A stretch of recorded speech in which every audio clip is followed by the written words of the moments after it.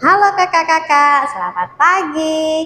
Nah, kita balik lagi nih untuk cerita kita yang pertama. Nah, cerita pertama di bulan November. Nah, kira-kira ceritanya ini bagaimana ya? Terus media yang dipakai itu seperti apa? Nah, kita langsung aja ya ke tutorial ceritanya. Selamat sore adik-adik. Waduh, sepertinya semuanya sukacita, semuanya senang. Iya, karena bentar lagi kan kita mau ngerayain Natal ya bulan Desember. Wah, udah bulan November aja nih, nggak kerasa dong. Nah, adik-adik, Kak Vilo mau tanya nih, kalau misalnya nih ada orang atau ada teman kalian deh yang bikin kesalahan atau kejahatan sama kalian, kira-kira kalian gimana ya? Ada yang ngebalas nggak? Atau gimana sikap kalian? Aku ngebalas kak, wah ada yang bilang aku ngebalas, aku diam aja sih kak. Ada juga yang bilang begitu adik-adik, diam aja ketika dijahatin. Nah, terus kita harus gimana dong? Masa ada yang bilang ngebalas, ada yang bilang diam aja. Harusnya gimana dong sikap kita? Wah, gimana ya? Kak Pilo juga bingung. Nah, supaya tahu jawabannya, kita dengerin nih satu cerita. Nah, ceritanya tentang apa? Ada dong hubungannya dengan apa yang Kak Pilo tanyain. Oke, jadi suatu ketika ada sebuah kerajaan. Kerajaan itu adalah kerajaan Israel, di mana kerajaan itu dipimpin oleh seorang raja. Raja yang pertama yaitu seorang raja yang bernama Raja Saul. Iya, dia ini adalah raja yang pertama dari kerajaan Israel tersebut. Dia memimpin dengan sangat gagah berani. Dia pandai dalam berperang, dia hebat dalam berperang, bahkan memenangkan banyak peperangan melawan musuh-musuhnya dengan para pasukannya. Nah, adik-adik, raja ini ternyata mempunyai seorang anak muda, yaitu yang dia percayakan untuk bertanggung jawab memimpin pasukannya. Anak muda itu bernama Daud. Iya, Daud dia percayakan untuk memimpin pasukannya melawan para musuh. Wah, Daud ini sangat hebat. Walaupun dia masih muda, tapi dia sangat semangat untuk memimpin pasukan berperang di medan perang. Dan suatu ketika, ternyata Daud dan para pasukannya ini menang dalam peperangan. Daud ini adalah seorang prajurit yang sangat hebat dari kerajaan Israel. Dia bisa memenangkan peperangan melawan puluhan ribu musuh bersama para pasukannya. Sehingga semua orang yang ada di kerajaan, bahkan semua pasukannya itu sangat senang memuji si Daud. Mengatakan bahwa Daud itu sangat hebat, sangat luar biasa. Wah, keren sekali ya. Dia bisa melawan puluhan ribu musuh dan menang adik-adik.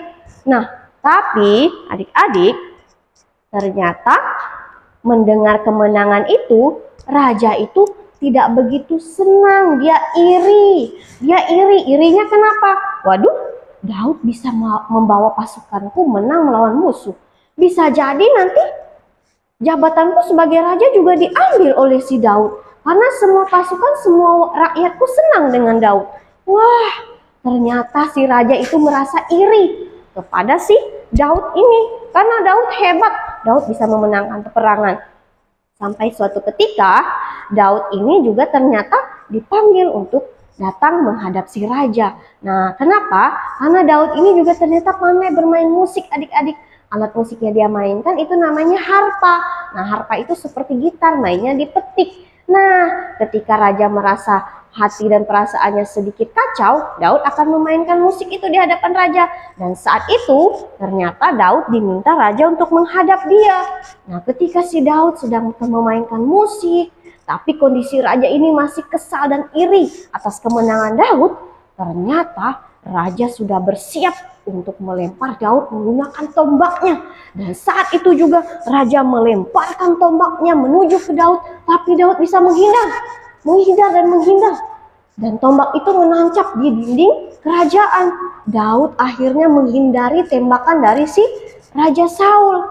Dan saat itu juga Daud pun melarikan diri untuk menyelamatkan dirinya dari kejahatan yang dilakukan oleh si raja terhadap dirinya.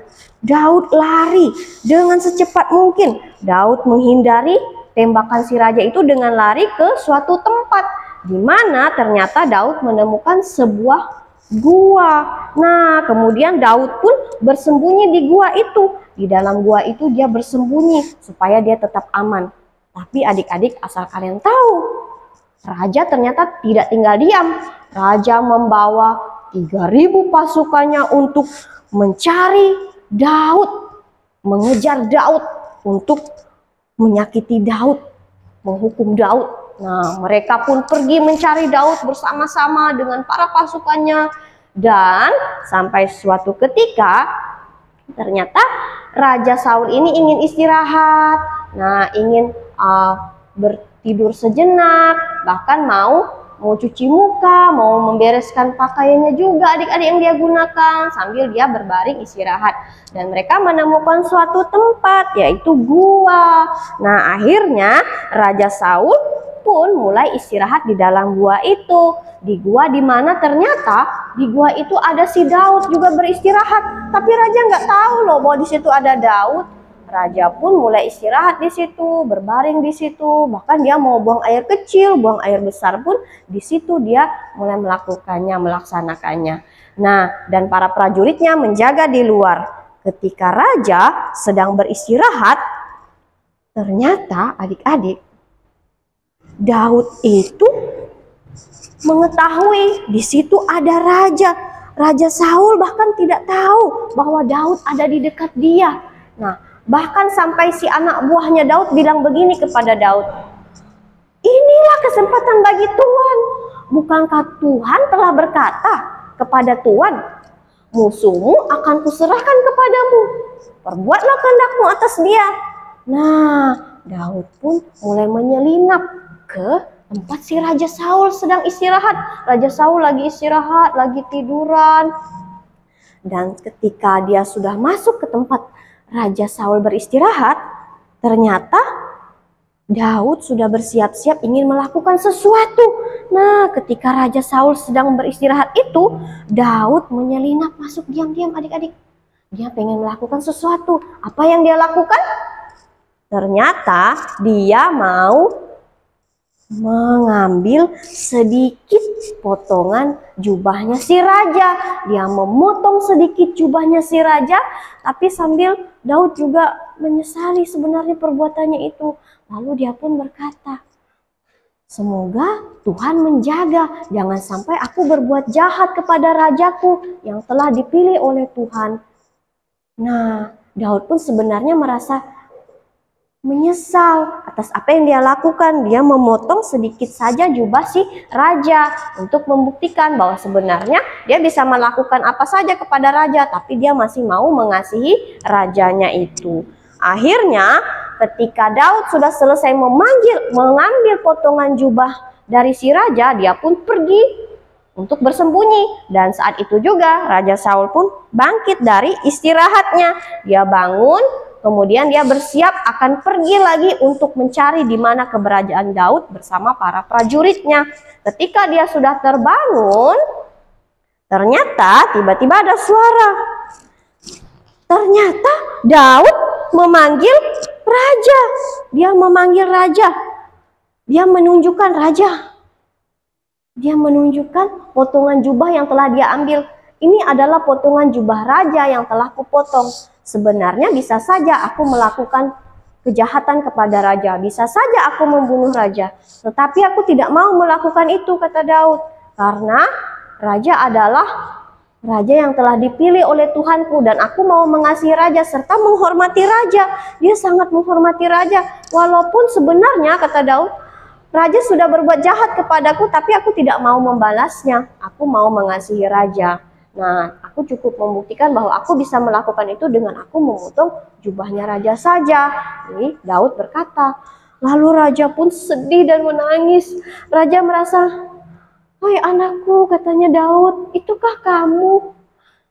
Kamu begitu baik kepadaku. Aku selama ini sudah jahat kepadamu, tapi kenapa kamu mengasihiku?" Nah, raja pun merasa sedih ketika tahu ternyata Daud ini mengasihi seorang raja, yaitu Raja Saul. Dia menghormati Raja Saul karena Raja Saul ini adalah raja pilihan Tuhan. Dan Daud pun berkata, "Walaupun Raja Saul sangat jahat kepadaku, tetapi aku tetap mengasihi Raja Saul karena raja adalah orang yang telah dipilih oleh Tuhan yang akan memimpin kerajaan ini. Dan mulai hari itu Raja Saul pun tidak jadi mau membunuh Daud, justru dia mengasihi Daud dan mengatakan bahwa Daud adalah akan menjadi raja ke depannya untuk memimpin bangsa Israel lagi. Oke adik-adik, ceritanya sampai di sini. Kita mau bertepuk tangan buat cerita kita hari ini. Nah, dari cerita tadi sebenarnya kita itu belajar kalau ada sesuatu atau ada orang yang melakukan kejahatan kepada kita, jangan dibalas, itu tidak baik. Jangan dibalas dengan kejahatan, tapi sebaliknya kita saling mengasihi. Dan belajar dari cerita tadi, dari si Daud, mengasihi dan mau mengampuni apa yang telah Raja Saul lakukan kepadanya, saling memaafkan karena orang yang bersalah kepada kita. Karena kenapa? Tuhan Yesus sudah mengajarkan kepada kita terlebih dahulu mengampuni dan mengasihi. Begitu juga Daud tadi mengampuni dan mengasihi rajanya. Begitu juga kita. Kalau ada teman kita melakukan kesalahan, jangan dibalas juga dengan kejahatan ya, tapi mengasihi dan mengampuni dia. Tetap merangkul dia untuk menjadi teman kita. Demikian cerita kita hari ini. Sampai ketemu di cerita selanjutnya. Bye-bye.